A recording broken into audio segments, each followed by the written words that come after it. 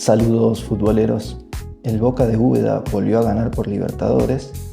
y sigue levantando el nivel desde que encontró el medio campo. En este caso me voy a quedar con el partido de Santiago Ascasíbar. Boca lleva varios partidos levantando su nivel y al menos yo lo asocio cronológicamente al inicio de esta remontada con la llegada de Ascasíbar al plantel. En este caso creo que es mérito casi exclusivo de la dirigencia de Riquelme, la llegada de este jugador, que es un jugador que desde que debutó se lo asocia por su categoría y por su forma de jugar con la selección argentina y con Boca. Un jugador que se fue a Europa, que volvió joven, que salió campeón muchas veces con Estudiantes y el torneo pasado venía de ser el mejor mediocampista del torneo y el capitán del equipo campeón, por lo que la llegada de un refuerzo con todas estas características,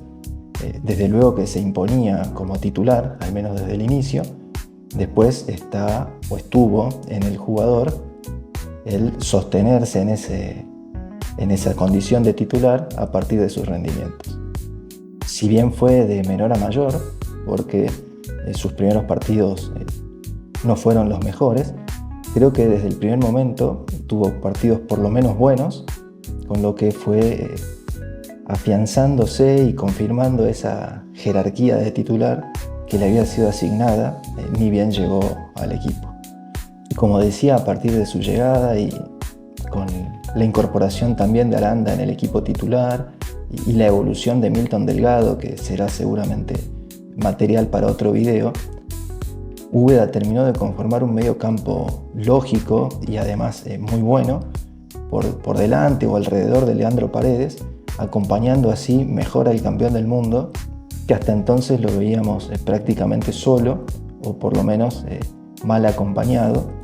además de las lesiones que lo aquejaban en ese momento. Recuerdo en ese momento, antes de la llegada de Ascasíbar justamente, algunos analistas e incluso hinchas de Boca que querían conformarse con que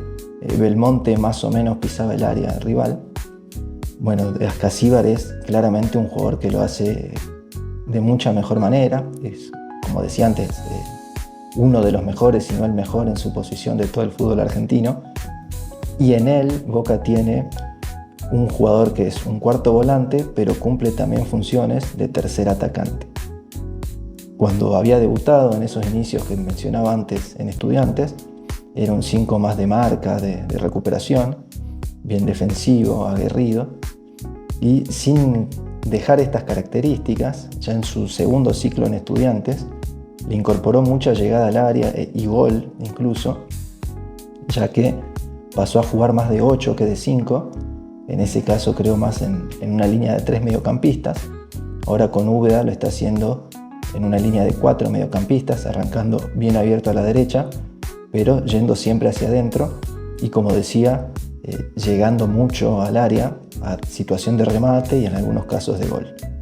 Aunque es una característica suya frecuente en estos tiempos, de estos últimos años quiero decir, en este partido frente a Barcelona de Ecuador debe haber sido la ocasión en la que más veces lo hizo, por lo menos desde que está en Boca, ya que lo vimos llegar a posición de remate muchas veces y resolver de diferentes formas, con la derecha, de cabeza como en el gol, una chilena intentó en una situación, incluso se animó a rematar de zurda desde afuera del área, por lo que demuestra que además de poder hacerlo, le gusta y tiene ganas de tener ese nivel de protagonismo que había adquirido, como decía, en su último paso por Estudiantes. Así, su gol, que fue el segundo del equipo, claramente no fue una casualidad, sino fue una búsqueda, y ya no solo del jugador propio y de sus características, sino claramente una búsqueda del equipo que intenta que por lo menos la mitad de las veces, la mitad de los ataques, quien quede en situación de remate sea justamente Ascasíbar.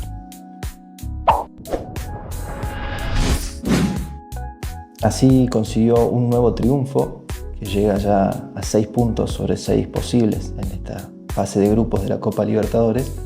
y que también son muy importantes para la clasificación al próximo Mundial de Clubes, ya que en la fase de grupos de Copa Libertadores es donde los equipos o los clubes tienen la posibilidad de sumar la mayor cantidad de puntos. Recordemos que después en playoff,